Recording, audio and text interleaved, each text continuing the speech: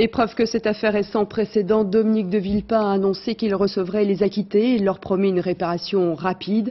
Il y a quelques instants, c'est le ministre de la Justice qui leur a présenté ses excuses. Reste maintenant à tirer les leçons de ce fiasco judiciaire. Pascal Clément s'est engagé à rechercher les fautes et les insuffisances professionnelles sur toute la chaîne judiciaire. Philippe Visserias, Olivier Pontu. Il a attendu que le verdict de la Cour d'appel soit rendu avant de s'exprimer. Ce soir, quand le ministre de la Justice prend la parole, ses premiers mots, solennels, vont aux 13 acquittés du procès d'Outreau.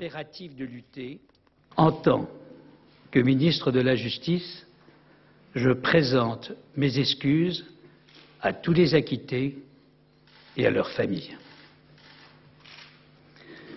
Ce ne sont pas les excuses d'un homme, ce sont les excuses de l'institution judiciaire que je représente. Après le repentir, la recherche des responsabilités. Pascal Clément annonce la saisie de l'inspection générale des services judiciaires.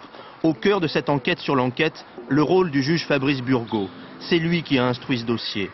D'autres magistrats qui ont supervisé son travail vont également devoir rendre des comptes. Il faut en effet rechercher les fautes ou les insuffisances professionnelles qui sont, le cas échéant, à l'origine de ce désastre.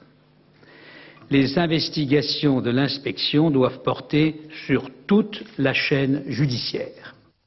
Le ministre de la Justice annonce également un projet de loi qui vise à imposer la saisie de 2 juges d'instruction pour les dossiers complexes, comme pour les affaires de pédophilie par exemple. Une mesure déjà expérimentée ces jours-ci à Angers dans l'enquête sur l'enlèvement de la petite Aurélia. Enfin, la détention provisoire sera plus contrôlée. La Chambre de l'instruction devra examiner tous les 6 mois le dossier des prévenus qui sont incarcérés au cours de l'instruction.